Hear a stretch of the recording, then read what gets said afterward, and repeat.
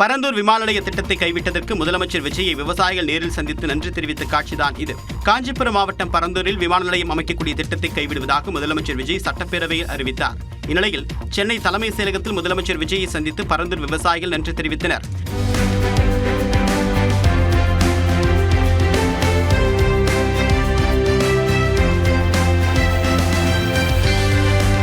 பிறகு நியூஸ் 18 தொலைக்காட்சிக்கு பேட்டியளித்த பரந்தூர் விமான நிலைய எதிர்ப்பு போராட்டக் குழு தலைவர் சுப்பிரமணி தங்கள் போராட்டத்திற்கு வெற்றி கிடைத்ததாக கூறினார்.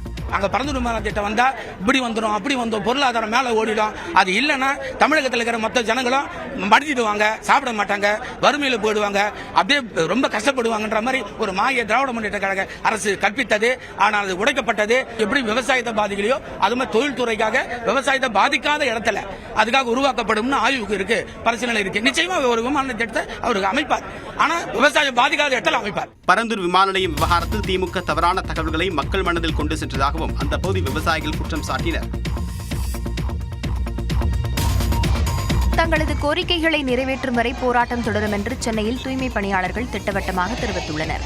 பணி நிரந்தரம், ஊதிய உயர்வு உள்ளிட்ட 9 அம்ச கோரிக்கைகளை வலியுறுத்தி 6வது நாளாக நேற்றும் போராட்டத்தில் ஈடுபட்டவர்கள் திடீரென மாநகராட்சி அலுவலகத்திற்குள் நுழைந்தனர். பின்னர் காவல்துறையினர் அனைவரையும் வெளியேற்றியதும் ரிப்பன் மாளிகை நுழைவு வாயில் முன்பு அமர்ந்து முழக்கமிட்டனர். அவர்களுடன் தமிழ்நாடு பாடநூல் கழக தலைவர் லொயலா மணி பேச்சுவார்த்தை நடத்தினார்.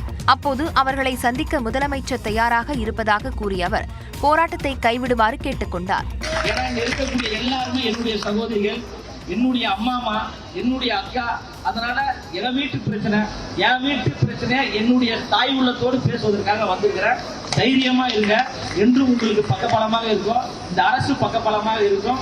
ஆனால் இரவு மட்டும் போராட்டத்தை கைவிட்டு செல்வதாக கூறிய தூய்மை பணியாளர்கள் மீண்டும் 7வது நாளாக இன்றும் தங்களது போராட்டத்தை தொடருவோம் என தெரிவித்துள்ளனர்.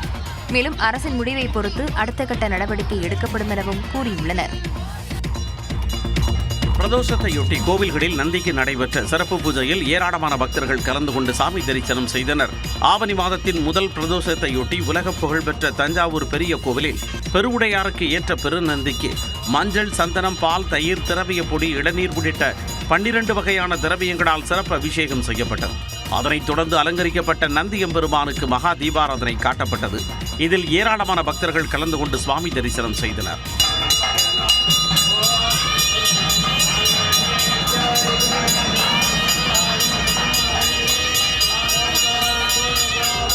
இதேபோல வேலூர் கோட்டையில் உள்ள ஸ்ரீ ஜலகண்டீஸ்வரர் ஆலயத்தில் பிரதோஷத்தை முன்னிட்டு பக்தர்கள் ஹரஹரா முழக்கங்களுடன் நந்தி பகவானை தரிசனம் செய்தனர். கரூர் கல்யாண பசுபதீஸ்வரர் ஆலயத்தில் நந்திக்கு சிறப்பு அபிஷேகம் நடைபெற்றதைத் தொடர்ந்து பட்டாடை உடுத்தி வண்ண மாலைகள் அணிவிக்கப்பட்ட பிறகு வெள்ளி கவசம் சாத்தப்பட்டது. நாமக்கல் மாவட்டம் ராசிபுரத்தில் பிரசித்தி பெற்ற கைலாசநாதர் கோவிலில் சிறப்பு பூஜைகள் மற்றும் வழிபாடுகள் வெகு விமர்சையாக நடைபெற்றன. விருதுநகர் மாவட்டம் திருச்சுடியில் உள்ள திருமேனிநாதர் கோவிலில் நந்திக்கு 11 வகையான வாசனை திரவியங்களால் சிறப்பு அபிஷேகம் நடைபெற்றது.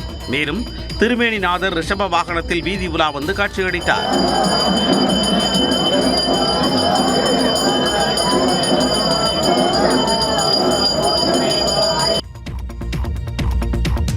மகளிருக்கான இலவச பேருந்து விரிவாக்க திட்டத்திற்கு எதிர்ப்பு தெரிவித்து சேலத்தில் தனியார் பேருந்துகளை இயக்காமல் ஓட்டுநர்கள் மற்றும் நடத்துனர்கள் போராட்டத்தில் ஈடுபட்டனர். தமிழ்நாட்டில் ஏற்கனவே அரசு நகர பேருந்துகளில் மகளிருக்கு இலவச பயண திட்டம் செயல்படுத்தப்பட்டு வருகிறது. இதனை எக்ஸ்பிரஸ், LLS, டீலக்ஸ் பேருந்துகளுக்கும் விரிவாக்கம் செய்வதாக சட்டப்பேரவையில் முதலமைச்சர் விஜய் அறிவித்தார். இதற்கு எதிர்ப்பு தெரிவித்து சேலத்தில் தனியார் பேருந்து ஓட்டுநர்கள் மற்றும் நடத்துனர்கள் வேலை நிறுத்த போராட்டத்தில் ஈடுபட்டனர்.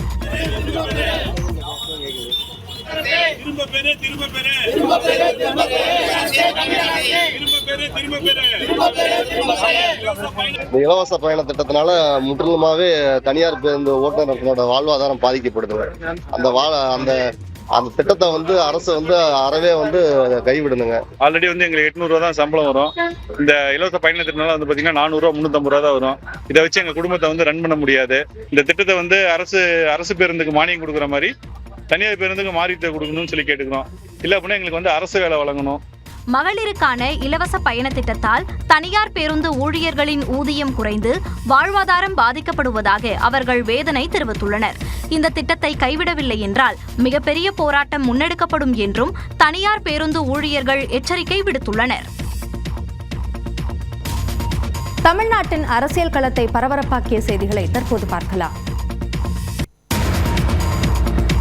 பரந்தூர் விமான நிலையம் அமைக்க கையகப்படுத்திய நிலங்களில் மக்கள் பாதிக்காத வகையில் மாற்றுத் தொழில் தொடங்க நடவடிக்கை எடுக்கப்படும் என்று சட்டப்பேரவையில் தொழில்துறை அமைச்சர் கீர்த்தனா உறுதியளித்துள்ளார். இப்ப நீங்க சொல்றீங்க நாங்க இன்னொரு இடத்தை பார்க்க போறோம்.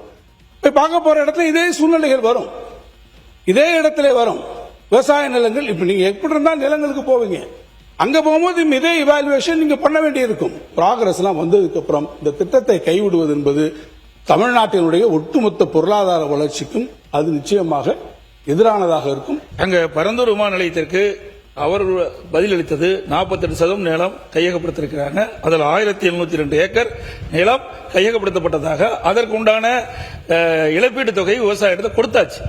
இப்போ 1702 ஏக்கரை விவசாயி கொடுப்பீங்களா, இல்லது வேறு திட்டத்துக்கு பயன்படுத்துவீங்களா, இல்லது விவசாயத்திலிருந்து அந்த தொகையை பெறுவீங்களா? அதற்கான மாற்று திட்டங்களை கண்டிப்பாக உருவாக்கப்படும். கையகப்படுத்த நிலம் குறித்து கண்டிப்பாக முதல்ல ஆலோசித்து என்ன முடிவோ பின்னாடி எடுக்கப்படும். மாற்று தொழில் திட்டங்கள் மக்களை பாதிக்காதவாறு கையகப்படுத்தப்பட்ட நிலங்களில் செயல்படுத்தப்படும்.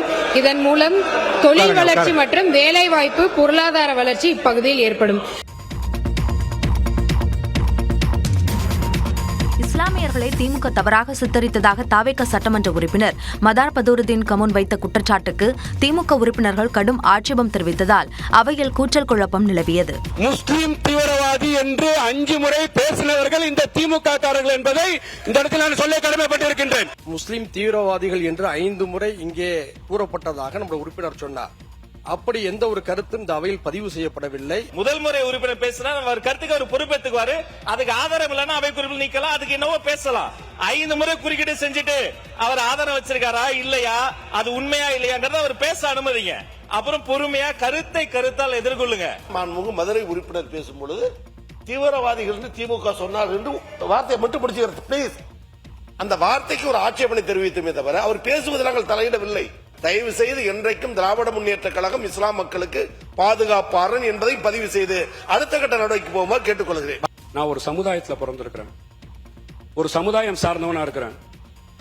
1999 என்னை பார்த்து, என் சமுதாயத்தை பார்த்து இஸ்லாமிய மக்கள் எவ்வளவு பாதிக்கப்பட்டிருப்பாங்க. என் உணர்வை பேசுறேன். ஹஜ் புனித பயணத்துக்கு 6 கோடி ரூபாய் நிதி ஒதுக்கப்பட்டது உங்களுக்கு தெரியும்.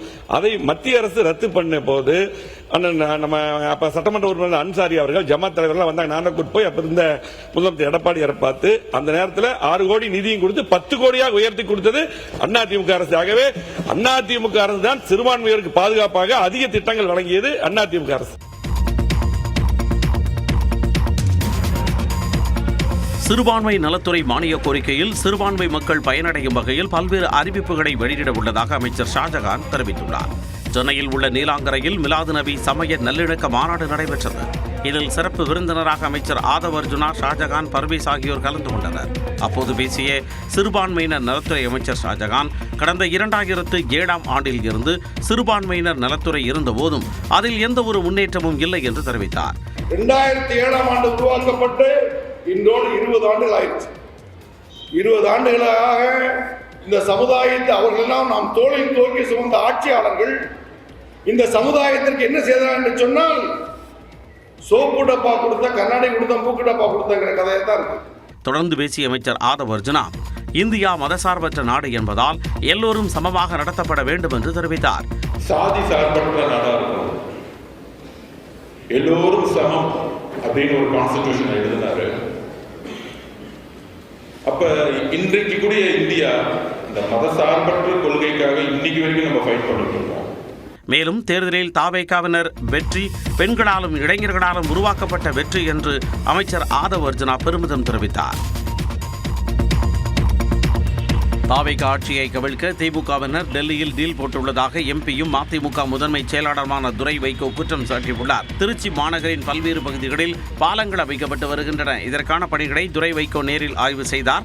இதையடுத்து செய்தியாளர்களை சந்தித்த அவர், விவசாயிகள் எதிர்ப்பு தெரிவித்ததால் தான் பரந்தூர் விமான நிலைய திட்டத்தை முதலமைச்சர் விஜய் கைவிட்டுள்ளதாக கூறினார். இருந்தபோதும் சென்னையில் ஒரு பெரிய விமான நிலையம் அமைக்க வேண்டியது காலத்தின் தேவையாக உள்ளது என அவர் குறிப்பிட்டார்.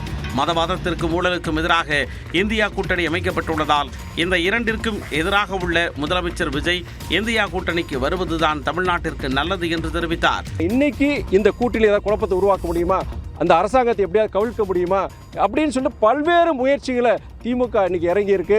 டெல்லியிலையும் டீல் போட்டிருக்கிறாங்க. என்ன டீல்னு உங்களுக்கும் தெரியும். அதனால் இந்த மாதிரி சூழ்நிலையில் நம்ம ஒன்றா நிற்கணும். யார்? நம்முடைய காங்கிரஸ், ஐயுஎம்எல், பொதுவுடைமை இயக்கங்கள், விசிகே நம்ம ஒன்றா நின்று நம்முடைய சகோதரர்களுக்கு, தாவேக சகோதரர்களுக்கு ஆதரவாக இருக்கணும். முதலமைச்சர் விஜய் வருங்கால பிரதமர் என அக்கட்சியினர் பேசுவதில் எந்த தவறும் கிடையாது என்று கூறிய துரை வைகோ ஆர்வ மிகுதியில் அவர்கள் அவ்வாறு பேசுவதாகவும் தெரிவித்தார்.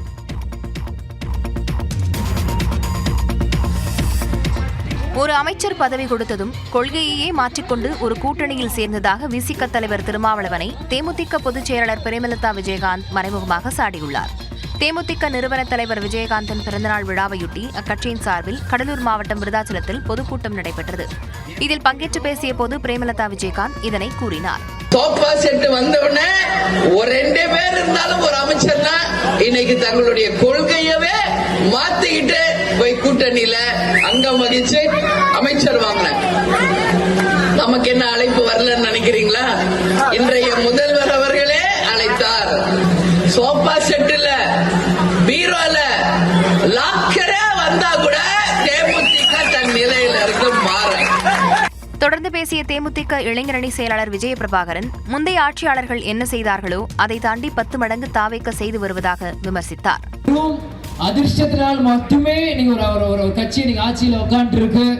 அது மக்களாக நீங்கள் எதுக்காக அதை கொடுத்தோம் நீங்க பின்னாடி ஃபீல் பண்ணிட்டு இருக்கீங்க. மாற்றத்துக்காக கொடுத்தீங்க. கடைசியில் அது ஏமாற்றமா தான் உங்க எல்லாருக்குமே வந்துருக்கு. ஓட்டுக்காக ஆண்டுதோறும் 6 சிலிண்டர் வழங்குவதாக வாக்குறுதி கொடுத்தவர்கள் தற்போது 3 சிலிண்டர் மட்டுமே வழங்கப்படும் என கூறுவது ஏமாற்று வேலை எனவும் விஜய பிரபாகரன் கூறியுள்ளார். டெல்லியில் அதிகரிக்கும் பன்றிக் காய்ச்சல், கேரளாவில் மண் சரிவு உள்ளிட்ட செய்திகளை டாப் 5 இந்தியா பகுதியில் பார்க்கலாம். டெல்லியில் H1N1 எனப்படும் பன்றிக் காய்ச்சல் பாதிப்பு அதிகரித்து வரும் நிலையில் முதலமைச்சர் ரேகா குப்தா அவசர ஆலோசனை கூட்டத்தை கூட்டினார். டெல்லியில் இதுவரை 2308 பேர் பன்றிக் காய்ச்சலால் பாதிக்கப்பட்டுள்ளதாக சுகாதாரத்துறை அமைச்சர் பங்கஜகுமார் சிங் தெரிவித்துள்ளார். இந்நிலையில் நோய் தொற்று நாளுக்கு நாள் அதிகரித்து வரும் நிலையில் மருத்துவமனைகளின் தயார் நிலை, படுக்கைகள், மருந்துகள் மற்றும் சிகிச்சை வசதிகள் குறித்து அதிகாரிகளுடன் முதலமைச்சர் ரேகா குப்தா அவசர ஆலோசனை மேற்கொண்டார். அதன் முடிவில் பொதுமக்கள் அச்சப்பட தேவையில்லை என்றும் போதுமான மருத்துவர்கள், மருத்துவ பணியாளர்கள் மற்றும் மருந்துகள் இருப்பதாகவும் அரசு தரப்பில் தெரிவிக்கப்பட்டுள்ளது. மேலும் இன்ஃபுளுயன்சா வைரஸ்களில் ஆண்டுதோறும் சிறிய அளவிலான மரபணு மாற்றங்கள் ஏற்பட்டு வருவதாகவும் இதன் காரணமாகவே தற்போது பலர் H1N1 தொற்றால் பாதிக்கப்பட்டிருப்பதாகவும் இந்திய மருத்துவ ஆராய்ச்சி கவுன்சிலின் தலைமை இயக்குநர் ராஜு பஹல் தெரிவித்துள்ளார். காய்ச்சல், இருமல், தொண்டைவலி, தலைவலி, உடல்வலி, சோர்வு உள்ளிட்ட அறிகுறிகள் இருந்தால் தவறாமல் மருத்துவர்களை அணுகுமாறும் அறிவுறுத்தியுள்ளார். பீகாரில் அரசு பணியாளர் தேர்வில் நடைபெற்ற முறைகேடுகளை கண்டித்து பேரணியாக சென்ற தேர்வர்களுக்கும் காவலர்களுக்கும் இடையே தள்ளுமுள்ளு ஏற்பட்டது. நடந்து முடிந்த 70வது BPSC தேர்வில் முறைகேடு மற்றும் வினாத்தாள் கசிந்ததாக கூறி தேர்வர்கள் பீகார் தலைநகர் பாட்னாவில் போராட்டத்தில் ஈடுபட்டு வருகின்றனர்.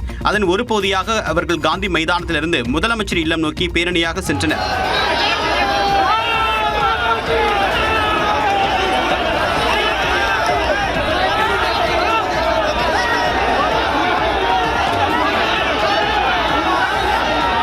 அவர்களை காவலர்கள் தடுத்து நிறுத்த முயற்சித்த போதும் தடைகளை மீறி முன்னேறினர். அவர்கள் மீது தண்ணீரை பீச்சி அடித்தனர். இதனால் அங்கு பதற்றமான சூழல் ஏற்பட்டது.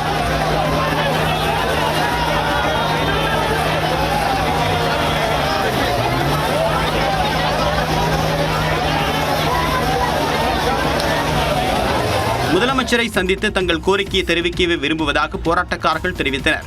இதனிடையே மாணவர்களின் குறைகளை கேட்டறிய மாதந்தோறும் மாணவர் உதவி முகாம் நடத்தப்படும் என்றும் மாணவர்கள் தங்கள் குறைகளை பதிவு செய்ய ஒரு இணைய பக்கம் உருவாக்கப்படும் என்றும் பீகார் அரசு தெரிவித்துள்ளது.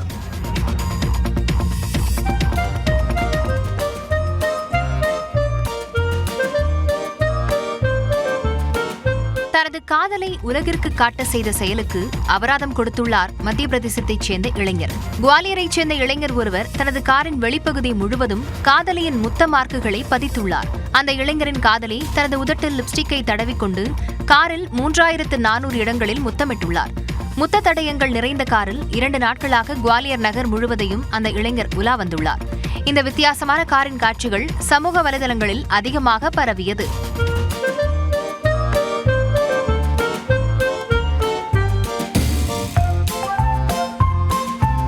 இந்த கார் விவகாரம் போக்குவரத்து காவலர்களின் கவனத்திற்கு சென்ற நிலையில் விதிகளை மீறி காரின் தோற்றத்தை மாற்றியதற்காக அந்த இளைஞருக்கு 5500 ரூபாய் அபராதம் விதித்தனர். மேலும் காரில் உள்ள லிப் மார்க்குகளை அழிக்கவும் உத்தரவிட்டனர்.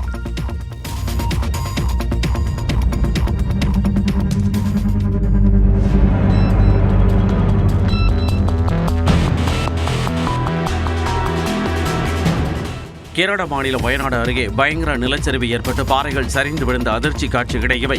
கண்ணூர் மற்றும் வயநாடு மாவட்டங்களை இணைக்கும் பால்சுரம் மலைப்பாதையில் பயங்கர நிலச்சரிவு ஏற்பட்டது. தொடர் கனமழை காரணமாக நிலச்சரிவு ஏற்பட்ட நிலையில் சாலையில் சென்ற காரில் இருந்த குடும்பத்தினர் மற்றும் வாகன ஓட்டிகள் நூலிழையில் உயிர் தப்பினர். மண் மற்றும் பாறைகள் சரிந்து விழுந்ததால் அப்பகுதியில் சாலை சேதமடைந்து போக்குவரத்து பெருமளவில் பாதிக்கப்பட்டது. அதனால் வாகனங்கள் மாற்று வழியில் திருப்பிவிடப்பட்டன. அதனைத் தொடர்ந்து மீட்புப் பணிகள் முடுக்கிவிடப்பட்டு சாலைகளை சீரமைக்கும் பணிகள் தொடர்ந்தன.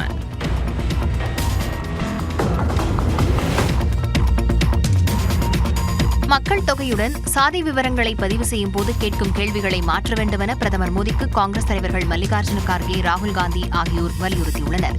இது தொடர்பாக பிரதமர் மோடிக்கு அவர்கள் கடிதம் எழுதியுள்ளனர். தற்போதுள்ள கணக்கெடுப்பு கேள்வித்தாள் குழப்பத்தை ஏற்படுத்துவதாகவும் அதனை திரும்பப் பெற வேண்டும் என்றும் கோரிக்கை விடுத்துள்ளனர். பொதுமக்கள் கூறும் சாதி பெயர்களை அப்படியே பதிவு செய்யும் நிலை உள்ளதால் சாதியின் உட்பிரிவு மற்றும் உள்ளூர் பெயர்கள் வெவ்வேறாக பதிவு செய்யப்பட வாய்ப்பிருப்பதாக அவர்கள் எச்சரித்துள்ளனர். இதனால் ஒரே சாதி ஆயிரக்கணக்கான பிரிவுகளாக பிரிந்து பதியப்படும் நிலை ஏற்படும் என இருவரும் கூறியுள்ளனர். இதனால் துல்லியமான சாதிவாரி தரவுகளை பெற முடியாமல் போகும் என்றும் கல்வி, வேலைவாய்ப்பு, நலத்திட்டங்கள் உள்ளிட்ட சமூக நீதி கொள்கைகளில் பாதிப்பு ஏற்படும் என்றும் தெரிவித்துள்ளனர்.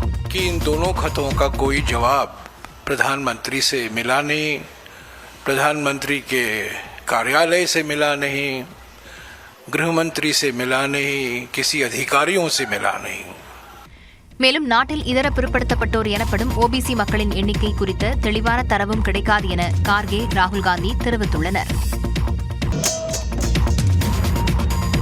ஹோர்முஸ் நீரிணை பகுதியில் வைக்கப்பட்டிருந்த கன்னிவெடிகள் அகற்றப்பட்டுள்ளதாக அமெரிக்க அதிபர் டொனால்டு ட்ரம்ப் தெரிவித்துள்ளார். அமெரிக்கா, ஈரான் இடையேயான போர் 6 மாதங்களாக நீடித்து வருகிறது. இருதரப்பிற்கும் இடையே இடைக்கால அமைதி ஒப்பந்தம் ஏற்பட்ட நிலையில் தொடர்ந்து மோதல் நடைபெற்று வருகிறது. இந்நிலையில் சமூக வலைதளத்தில் பதிவிட்டுள்ள அமெரிக்க அதிபர் டொனால்டு ட்ரம்ப் ஹோர்முஸ் நீரிணையின் சர்வதேச கடல் எல்லை பகுதியில் வைக்கப்பட்டிருந்த கன்னிவெடிகள் அனைத்தையும் நீக்கிவிட்டதாக அமெரிக்க கடற்படை தன்னிடம் தெரிவித்துள்ளதாக குறிப்பிட்டுள்ளார்.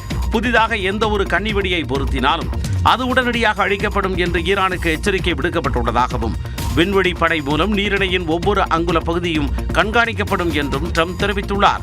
இதனிடையே ஈரானுக்கு எதிரான கடற்படை முற்றுகையின் ஒரு பகுதியாக 71 வர்த்தக கப்பல்கள் வேறு வழியில் திருப்பிவிடப்பட்டுள்ளதாக அமெரிக்க மத்திய கட்டுப்பாட்டு அமைப்பு தெரிவித்துள்ளது.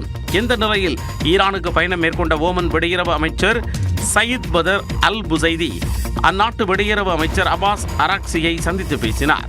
அப்பொழுது ஹோர்முஸ் நீரிணை போக்குவரத்து வழிமுறையை இரு நாடுகளும் இணைந்து மேற்கொள்வது குறித்தும் கன்னிவெடிகளை இணைந்து அகற்றுவது குறித்தும் பேச்சு நடைபெற்றதாக இரு நாடுகளும் கூட்டாக அறிவித்துள்ளன. தொடர்ந்து தொழில்நுட்ப பேச்சுவார்த்தைகள் தொடரும் என்றும் குறிப்பிடப்பட்டுள்ளது.